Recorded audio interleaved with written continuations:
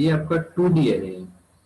तो एरे का यहाँ पर देख सकते हैं ये वेरिएबल है, ये 1D एरे है जिसमें 1 डायमेंशन दिया, एक सब्सक्रिप्ट वैल्यू है, ये 2D एरे है, और इसको हम बोल सकते हैं 3D एरे। तो आप यहाँ पे देख सकते हैं एक फॉर्मूला सिंपल सा दिख रहा है कि मैं ऐसा बोल सकता हूँ ये वेरिएबल है, वेरिएबल को ग्रुप करने पर 1D एरे बनता है, यानी 1D array is a group of variables. 1D array is a group of variables. 2D array क्या है, आप ध्यान से देखेंगे तो आपको ये वाला जो एरिया दिख रहा होगा ये एक 1D एरे है, ये एक 1D एरे है। तो 2D एरे क्या है, ग्रुप ऑफ 1D एरे या array of 1D array, group of 1D array या एरे ऑफ 1D एरे। तो 2D एरे इज को मैं इसको डिफाइन कर सकता हूँ, 2D array is array of 1D array. 1D array का 1D एरे को मैं एक छोटा सा एलिमेंट मानूं और उसका एरे बनाऊं तो 2D एरे बनेगा। सेम इसी तरीके से आप देख सकते हैं कि ये 2D एरे है, ये 2D एरे है और ये 2D एरे है। तो 3D एरे क्या होता है, 3D array is array of 2D array. 2D array का ग्रुप बनाने पर हम 3D एरे बना सकते हैं। तो आप निश्चित सी बात है 4D एरे भी बना सकते हैं। 4D एरे को क्या करना पड़ेगा, इस एरे का ग्रुप बनाना पड़ेगा। 4D array is a group of 3D array. 5D 4D का ग्रुप करके बनेगा, 6D 7D, आप उसको बढ़ाते जाइए। इस तरीके से आप देखेंगे कि जब आपका 11D 12D तक पहुंचेंगे तो एक सिंगल एलिमेंट में हजारों लाखों वेरिएबल्स होंगे। तो ऐसे एक ग्रुप करते जाते हैं और डेटा को ग्रुप करके हैंडल करते हैं, इस मैकेनिज्म को ही एरे कहा जाता है। बुक में आपको 1D 2D मल्टी डी देखने मिलेगा, लेकिन ये है कुछ नहीं, सिंपल वही कंसेप्ट है जो मैंने आपको बताया कि एक डिब्बा लीजिए जिसमें 5 चॉकलेट्स रख दीजिए, फिर 5-5 चॉकलेट वाले डिब्बे को एक बड़े डिब्बे में रख दीजिए, फिर उस 100 डिब्बे वाले चॉकलेट्स के ग्रुप को एक और बड़े डिब्बे में रखिए। इस तरीके से एक बड़ा डिब्बा क्रिएट होगा जिसके अंदर कैलकुलेशन जो है स्ट्रक्चर्ड मैनर में पूरी स्टोर्ड रहेंगी। तो ऐसे मैकेनिज्म को हम कंप्यूटर में भी डेटा को स्टोर करने के लिए कहते हैं और उनको 1D 2D 3D इस तरीके से नाम से जाना जाता है। 2D इसलिए बोलते हैं क्योंकि यहाँ पर डेटा इस फॉर्म में और इस फॉर्म में दो डायरेक्शन में बढ़ता है, इसमें इस फॉर्म में और एक थर्ड डायरेक्शन ये भी है। तो 3D जो बोलते हैं वो कुछ इस तरीके से हम समझते थे कि 3D क्या होता है, हमारे पास एक एक्स एक्सेस वाई एक्सेस और एक और एक्सेस होता है, 3 एक्सेस हो गया, एक और एक्सेस हो जाए तो ये 4D हो जाएगा, 5D हो जाएगा। इस तरीके से उनका डायमेंशन, उनके एट्रीब्यूट जिस तरीके से चेंज होते हैं उनको हम डायमेंशन में डिवाइड कर सकते हैं। तो एरे कुछ है नहीं, केवल ग्रुप करने का एक तरीका है, और कौन से एलिमेंट को हम किस पाथ के थ्रू थ्रू एक्सेस कर सकते हैं बस वो हमको जानना रहता है, ये मैकेनिज्म ही एरे कहलाता है। क्लियर है। अब आते हैं जावा। अब ये जो मैं थ्योरी बताया हूँ, ये जो कंसेप्ट बताया एरे का, ये कंसेप्ट हर प्रोग्रामिंग लैंग्वेज में आपको मिलेगा, चाहे वो जावा स्क्रिप्ट हो चाहे दूसरी लैंग्वेज हो जैसे Java, Android, PHP, C++, visual basic, VB.NET, कोई भी लाखों की संख्या में प्रोग्रामिंग लैंग्वेज है, लेकिन जहां पर एरे की बात आएगी यही कंसेप्ट लगेगा कि उनको ग्रुप किया जाता है, वेरिएबल्स को ग्रुप करके 1D बनाया जाता है, 1D को ग्रुप करके 2D बनाया जाता है, 2D को 3D, 3D को 4D, और कितना भी बड़ा बना सकते हैं आप। तो आपको पता आसानी से चल गया होगा कि जब हमारा आधार कार्ड का जो डेटा कंप्यूटर के सर्वर में स्टोर हो रहा होगा उसमें कितना बड़ा एरे बना होगा। उस बड़े एरे को हम दूसरा नाम भी दे दिया गया है जिसको हम DBMS या RDBMS, और उसके आगे भी कई सारे बिग डेटा, हडूप, अलग अलग नाम दे दिया गया है। इनका काम सिर्फ यही होता है कि डेटा को ग्रुप करना और उनको हैंडल करना, जब भी हमारा डेटा मांगा जाए तो तुरंत और सही डेटा मिल जाए। जैसे फेसबुक का डेटा इसी तरीके से स्टोर होता है, इंडिया का डेटा एक सर्वर पर, जैसे दूर भिलाई छत्तीसगढ़ का डेटा एक सर्वर पर स्टोर हो रहा है, MP का डेटा एक सर्वर पर स्टोर हो रहा है, फिर उन सारे सर्वर को कनेक्ट कर दे रहे हैं, फिर इंडिया का डेटा, अमेरिका का डेटा, चाइना का डेटा, उन सबको सर्वर को कनेक्ट कर दे रहे हैं, तो कोई कहीं से भी डेटा ले सकता है। क्लियर है? तो ये कंसेप्ट है एरे का। अब हम आते हैं जावा स्क्रिप्ट में एरे की बात करते हैं। लास्ट क्लास में हमने जावा स्क्रिप्ट में एरे को देखा भी था। तो जावा स्क्रिप्ट में अगर मैं एरे की बात करूं तो यहाँ पर हमने एरे को बना करके कोड करके देखा भी था, तो उसको कुछ थ्योरी के फॉर्म में समझ लेते हैं। जावा स्क्रिप्ट में एरे का जो होता है उसको तीन तरीके से हम क्रिएट कर सकते हैं। अब देख सकते हैं भाई, जावा एरे लिटरल्स, और एरे को हम डायरेक्टली एरे कीवर्ड के द्वारा भी क्रिएट कर सकते हैं। ये भी हम देखेंगे एग्जांपल में कीवर्ड के द्वारा कैसे क्रिएट करते हैं, और एक कंस्ट्रक्टर के थ्रू भी क्रिएट करते हैं। Constructor object oriented programming system का कंसेप्ट है, और वो ज्यादा कुछ है नहीं, कंस्ट्रक्टर एक फंक्शन ही होता है। स्पेशल फंक्शन को कंस्ट्रक्टर कहते हैं। अगर किसी फंक्शन का नाम और इसके नाम के एकदम सेम हो जाए तो ऐसे फंक्शन को हम कंस्ट्रक्टर कहते हैं।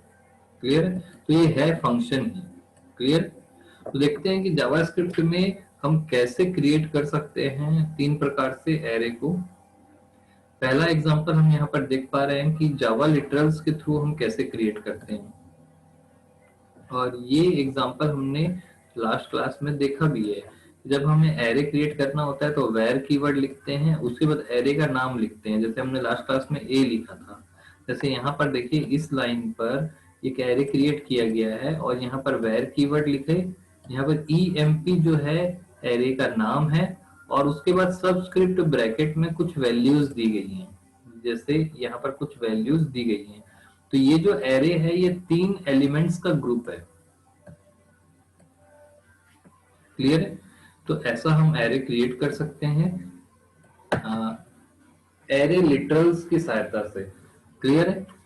ये एग्जांपल हमने लास्ट क्लास में देखा भी था, इसी से ऐसे ही लगभग सिमिलर 10, 20, 30, 40 इस टाइप का एग्जांपल देखा था।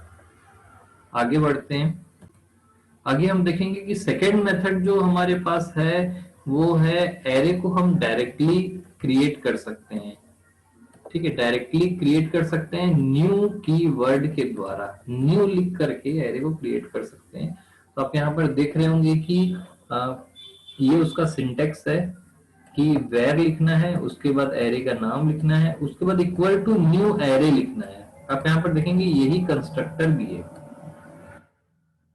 ये इसी को कंस्ट्रक्टर बोलते हैं। कंस्ट्रक्टर एक फंक्शन होता है जिसका नाम सेम इसके जैसा होता है। एरे जैसे ये एरे का कंस्ट्रक्टर है, ऐसे ही मान लीजिए स्ट्रक्चर का कंस्ट्रक्टर होता है, तो यहाँ पर स्ट्रक्चर लिखा होता है, सेम सेम नाम लिखा होता है। सेम नाम लिखा होने वाला जो फंक्शन होता है उसको फंक्शन ना बोल करके कंस्ट्रक्टर बोलते हैं। और उसकी स्पेशल प्रॉपर्टी होती है कि उसको कॉल नहीं करना पड़ता, ऑटोमेटिक कॉल हो जाता है। और दूसरी स्पेशल प्रॉपर्टी होती है कि वो ऑब्जेक्ट को क्रिएट करता है, मेमोरी इनिशियलाइज करता है, वेरिएबल डिक्लेयर करता है, उस प्रकार का काम करता है, ऑटोमेटिक करता है।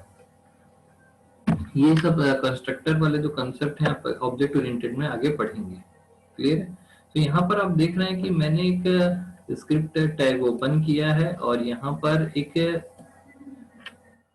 न्यू कीवर्ड से एक एरे बनाया।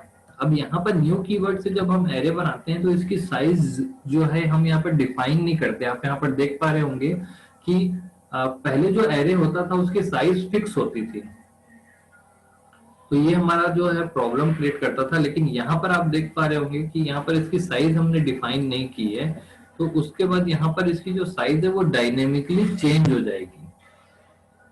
तो जब मैं EMP 0 दूंगा, यहाँ पर देखिए एक एक एलिमेंट को हम एक एक करके दे रहे हैं। यहाँ पर सारे एलिमेंट्स का जो नाम है EMP है, उनकी इंडेक्स वैल्यू आपको अलग अलग दिख रही होगी, 0, 1। इस इंडेक्स वैल्यू से ही हम पहचानते हैं। तो पहली वैल्यू दिया मैंने अरुण, दूसरी वैल्यू दिया वरुण, तीसरी वैल्यू दिया मैंने जॉन। क्लियर है? तो इस प्रकार से मैंने तीन वैल्यूज यहाँ पर दी है, और आप यहाँ पर देख पा रहे होंगे ये सेम वही कोड है, emp.length, और यहाँ पर मैंने document.write ऐसा लिखा, और यहाँ पर अरुण, वरुण और जॉन ऐसा लिख दिया है। क्लियर? तो ये जो है आपका आउटपुट है। ऊपर वाले एग्जाम्पल में आप देख पा रहे होंगे कि यहाँ पर जो आउटपुट था जावा लिटरल में, यहाँ पर जो तीनों वैल्यू थी अरुण, वरुण और जॉन, एक ही लाइन पर दिया गया था तुरंत।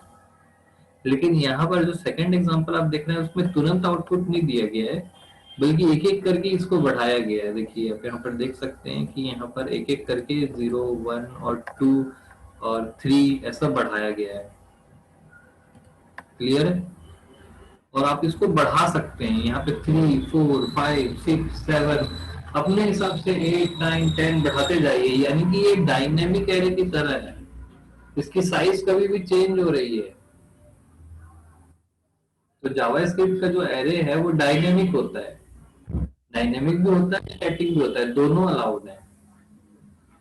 जबकि दूसरी पुरानी लैंग्वेजेस जैसे सी प्लस प्लस में आप देखेंगे तो आपको स्टैटिक एरे मिलेगा, वहां पर आप ऐसे साइज बढ़ा नहीं पाएंगे बीच में। पर शुरू में साइज देनी पड़ती है कि शुरू में इसकी साइज अगर 5 है तो 5 तक ही बढ़ेगा, ये उससे ज्यादा नहीं बढ़ेगा। लेकिन यहाँ पर एरे जो है आपको डायनेमिक देखने के लिए मिलेगा। तो आप इस तरीके से दूसरा तरीका देखा कि आपने ऐसा भी एरे क्रिएट कर सकते हैं। तो आइए देखते हैं आगे तीसरा मैकेनिज्म। यहाँ पर आपको तीसरा मैकेनिज्म देखने के लिए मिलेगा जिसमें आप कंस्ट्रक्टर के थ्रू जो है वो एरे को क्रिएट कर रहे हैं। और कंस्ट्रक्टर कुछ भी नहीं होता बल्कि एरे नाम का कीवर्ड ही होता है, यह एरे नाम का फंक्शन ही है। यहाँ पर भी आप देख रहे होंगे कंस्ट्रक्टर के थ्रू जब आप क्रिएट कर रहे हैं तो कंस्ट्रक्टर के अंदर ही ये वैल्यू दे दे रहे हैं। अभी मैंने कंस्ट्रक्टर के अंदर कोई वैल्यू नहीं दी थी तो वो 0 साइज था और बाहर में वैल्यू दे रहे थे। अब यहाँ पर आप देख रहे होंगे कि कंस्ट्रक्टर के अंदर ही यहाँ पर वैल्यू दे पा रहे हैं। लास्ट जो सेकेंड मेथड था उसमें भी आपको मैं दिखाता हूँ। इस सेकेंड मेथड में देखेंगे आपकी आपको यहाँ पर ऐसा मिला था और बाद में हम उसमें वैल्यू दे रहे थे। कंस्ट्रक्टर के अंदर कोई भी आर्ग्यूमेंट पास नहीं किया जा रहा था, 0 आर्ग्यूमेंट थे। तो यहाँ पर न्यू कीवर्ड के साथ 0 आर्ग्यूमेंट, और थर्ड मैकेनिज्म जो है उसमें कीवर्ड के साथ कुछ आर्ग्यूमेंट्स पास किए जाते हैं और ये कंस्ट्रक्टर में पास किए जाते हैं। तो ऐसे 3 तरीके के मैकेनिज्म हैं जिससे आप एरे को क्रिएट कर सकते हैं। तो जावास्क्रिप्ट का जो एरे होता है उसमें कुछ फीचर्स होते हैं, जैसे मैं आपको बता दूं कि पहला तो जावास्क्रिप्ट का एरे जो है वो डायनेमिक एरे अलाउ करता है। जावास्क्रिप्ट में एरे को बनाने के लिए डायरेक्ट हम लिटरल्स का यूज कर सकते हैं। लिटरल्स को डायरेक्ट इनिशियलाइज करके इम्प्लिसिट कन्वर्शन होता है, इम्प्लिसिट डिक्लेरेशन होता है, इसलिए हम डायरेक्ट लिटरल्स देते हैं, डायरेक्ट वैल्यूज दे देते हैं उसको, और वो अपने आप उस वैल्यू को पहचान करके उसको एरे में कन्वर्ट कर देता है। दूसरा मैकेनिज्म आपने देखा कि हम न्यू कीवर्ड से एरे कंस्ट्रक्टर को कॉल करते हैं और 0 आर्ग्यूमेंट देते हैं। और तीसरा कंसेप्ट आपने देखा कि एरे न्यू कीवर्ड के साथ एरे नाम का जो कंस्ट्रक्टर है उसमें हम आर्ग्यूमेंट्स पास करते हैं और आर्ग्यूमेंट्स को एरे में कन्वर्ट कर दिया जाता है। और आगे की कोडिंग जो है वो बिल्कुल सेम होती है। आप देख रहे होंगे कि तीनों मेथड में ये जो कोड है वो बिल्कुल सेम होता है। क्लियर? जावास्क्रिप्ट का जो एरे है उसमें कुछ मेथड्स भी होते हैं। जैसे ही आप किसी वेरिएबल को एरे में कन्वर्ट कर देते हैं इम्प्लिसिट कन्वर्शन के द्वारा, तो वो जो एरे होता है उसमें कुछ ये मेथड्स जो है वो एक्टिव हो जाते हैं। उन मेथड्स को आप काफी आसानी से इसमें यूज कर सकते हैं। जैसे पहला मेथड है कॉनकैट। ये एडिशनल चीजें हैं जो पुरानी लैंग्वेजेस जैसे सी प्लस प्लस में नहीं होती हैं। तो उसमें आप यहाँ पर देख पाएंगे कि यहाँ पर जब मैं कॉनकैट मेथड यूज करूंगा तो 2 एरे को वो जोड़ देगा। 2 एरे को जोड़ने का काम हम कर सकते हैं काफी आसानी से। पहले से बने बनाए मेथड है, उनको कॉपी कर सकते हैं, उनको उसमें एंट्रीज को देख सकते हैं। बहुत सारे मेथड आप यहाँ पर देख पा रहे होंगे। तो इस तरीके से काफी सारे मेथड, जैसे एरे में कुछ हमें फाइंड करना है, कुछ फिल्टर करना है, तो जावास्क्रिप्ट में ऐसे मेथड्स हमारे पास पहले से बने बनाए हैं कि हम उसको आसानी से कोई भी डेटा पे मैनिपुलेशन कर सकते हैं। तो सेम अगर मैं आपको ये एग्जांपल दिखाऊं कि अगर हमारा आधार कार्ड का डेटा कुछ इस तरीके से ग्रुप करके रखा हुआ है, तो अगर मुझे किसी पर्सन का मोबाइल नंबर ढूंढना है जिसका आधार नंबर ये है, तो काफी आसानी से मैं ढूंढ सकता हूँ, क्योंकि इस एरे में पहले से बने बनाए चीजें रखी हुई है। मैं फाइंड लिखूंगा और आधार कार्ड का नंबर दूंगा, उसका मोबाइल नंबर डिटेल वगैरह सब मिल जाएगा मुझे, सेम इसकी तरीके से। जैसे आप यहाँ पर देख पा रहे होंगे कि यहाँ पर जैसे मैं फाइंड लिखूं या फिल्टर लिखूं, तो उस बड़े से बॉक्स के अंदर, इसको ऐसा एग्जांपल से भी समझिए, एक बड़ा सा बॉक्स है जिसमें 10,000 चॉकलेट हैं, वो 1,000 के बॉक्स में है, फिर 1,000 100 के बॉक्स में है, फिर 100 वाला 10 के बॉक्स में है। लेकिन उस बड़े से बॉक्स में मैं अगर ऑरेंज कलर की चॉकलेट ढूंढना चाहूं, तो बाहर से ही मेथड हमें मिला हुआ है कि इस बॉक्स के अंदर इतने नंबर के ब्रांच में हमको वो वाला चॉकलेट मिल जाएगा। ठीक है, तो ये सारी चीजें उसमें काफी आसानी से दी हुई है। इसको जब आप एक प्रोग्राम से करके देखेंगे तो काफी आसानी से समझ में आएगा। इसका मैं एक एग्जांपल यहाँ पर आप देख भी रहे हैं, इसका एग्जांपल मैं आपको यहाँ पर दिखा भी देता हूँ कि आपने एक एग्जांपल देख भी रखा है इसका, जो कुछ इस तरीके से है। यहाँ पर आप देख पा रहे होंगे कि मैंने एरे की जो लेंथ है, यानी मेरे पास एक बॉक्स आया, उस बॉक्स में कितने चॉकलेट्स हैं वो मुझे नहीं पता है, तो मैं चॉकलेट है उनको पता करने के लिए बॉक्स को खोलूंगा और फिर से गिनूंगा नहीं, सिर्फ मैं बॉक्स के आगे लेंथ लिखूंगा, वो मुझे बता देगा। बाहर में इंफॉर्मेशन, बॉक्स के बाहर में ही सारी इंफॉर्मेशन होती है कि उसमें कितनी चॉकलेट्स हैं। अगर ऐसा हो जाए तो मुझे बॉक्स खोलने की जरूरत नहीं पड़ेगी, पहले से ही गिन के लिख दिया गया है। वैसे ही जावास्क्रिप्ट का जो एरे होता है, तो जावास्क्रिप्ट क्या करता है, उसमें बहुत सारी चीज जैसे फाइंड करना, उसकी लेंथ निकालना, ये सारी चीजें पहले से ही करके दे देता है। तो जस्ट मैं लिखूंगा emp.length, तो उसमें कितने एलिमेंट है मुझे स्क्रीन पर मिल जाएंगे, मुझे गिनना नहीं पड़ेगा।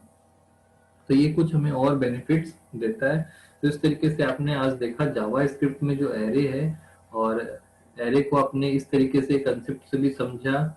या इसमें कोई डाउट है तो आप उसमें पूछ सकते हैं।